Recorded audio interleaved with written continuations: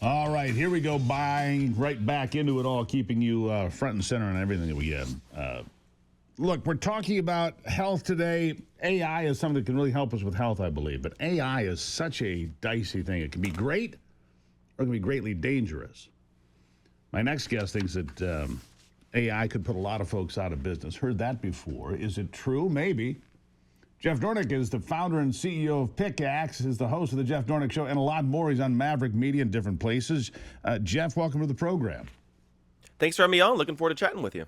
Good to have you here. All right, so look, AI, in some ways, look, I'll take an Optimus robot right now to vacuum the house. I'm cool with that, right? But when it gets down to it, AI can also do some very dangerous things. It can put a lot of people out of work. It can monitor you and I 24/7, whether it's with this device or that television and everything else.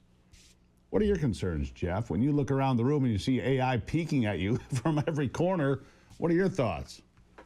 Yeah, well, for me, you look at AI, and I always say on a micro level, on a specific instance level, it can be very beneficial. It's beneficial to a lot of, solopreneurs, entrepreneurs, small businesses. They streamline things. They can basically do the work of 5 people by, harnessing AI.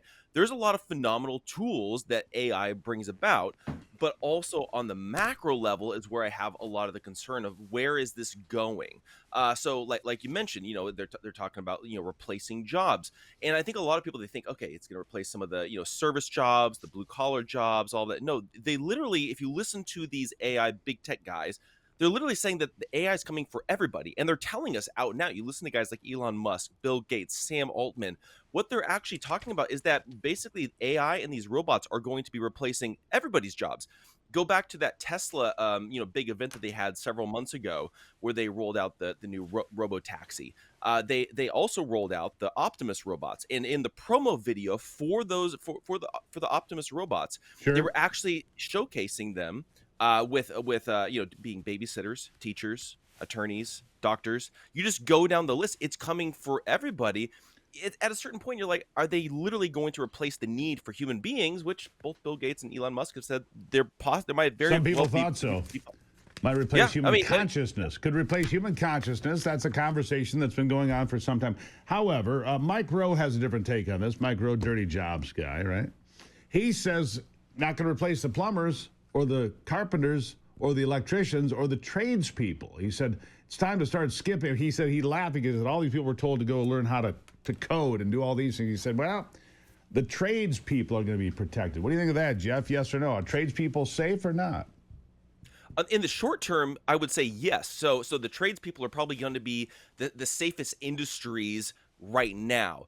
Long term, I have a feeling that AI and Optimus robots are going to be coming for them as well. So in the short term, yes, probably the best thing you can do from an economic standpoint is either be an entrepreneur for yourself, where you can actually control your business in some way and you provide a service that only humans can provide, and then also have a trade, such as like what Mike Rowe was saying.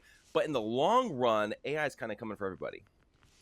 Does that make us obsolete? I think that was the question, the point you're making, Jeff. Does that make human beings obsolete if these computers, AI, however you look at it, Optimus, whatever it is, has the ability to outthink us, outwork us, outperform us, out everything us, when do we become obsolete and irrelevant?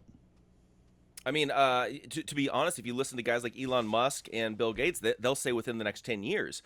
Elon was actually had a conversation with Benjamin Netanyahu not that long ago where they were talking about the end game of AI. And Elon explained it's going to go one of two ways. It's either going to go full on Terminator, or it's going to be heaven on earth, which he described. He went on to describe basically the Pixar movie WALL-E, where everybody's just sitting there. The AI and the robots do everything for you, and you can just sit there. You can be an all-consuming blob of flesh. You can just think of something, and it happens. You have universal basic income. You have all these different kinds of things, which to me, you're kind of taking away the whole point of being human once you go down that route. This is why I fish, Jeff. It's the one thing I can trust. I mean, honestly, going outside, nature is the one that going all full circle, if you will. I mean, what can you trust in this world? I mean, you look at videos online, you go, is that real? You look at pictures going, is that real? Everything's generated. You've got deep fakes and all these other things going on. What's real? My connection to the world is walking barefoot across the grass or going fly fishing or doing something, which where you live in California, it's fabulous, by the way. but we've got to do something to stay connected as human beings. I think that's my takeaway from this conversation. We have to do something every day that makes us human. What do you say to that? I know I totally agree, and this is one of those things I've been actually working through. At I have my own social media platform, and I'm like, how do we take people off of the digital world and into the real world? Let's get people together where they can have face to face connection. They can actually create community, get out into the woods, get out into the wilderness, spend time in real life. Because the digital life, it can connect us great to a certain degree, but there's a lot of limitations and a lot of ability to be manipulated through technology. We have to create human-centered communities, and that's what we're going to be lacking here coming up here in the future. I agree with that. Jeff, how do people find you? I know you've got you've built a lot of different things recently to go wild in the ecosystem of conversation and thought without being restricted, which is really important, because that's the other thing about AI, silencing people like you and me, unacceptable. Where can people find you? Yeah, you guys can actually go to my social media platform. It's called Pickax, Pickax. You guys can go to the website right now. You guys can sign up. You guys can follow me. I post all of my articles, all my shows, all of my interviews over there. So that's really the best place to find me. And then also, it's one place you can actually experience freedom of speech and freedom of reach, which with your own social media platform as well. So, and you live in the People's Republic of California, so you must be breaking free. Jeff, greatly appreciate you being here. Thank you. Thank you. There you have it. Pickax. Go find it. Pickax. Pickax. He's not sitting idly by and taking it. He's punching his way through a new trail, and I appreciate that. Breaking trail for other folks. Jeff Dornik. Go ahead and find him. We'll take a break. It's the Steve Gruber Show. Glad to have you on board. Look, send me an email, by the way, about your thoughts about these vaccines and the health we've been talking about through a good part of the program today, about these preservatives, mercury, aluminum. I mean, they can't be good for you, can they? No. Thinking can be good for you. That's why we like Jeff Dornik and others. All right? We'll be right back.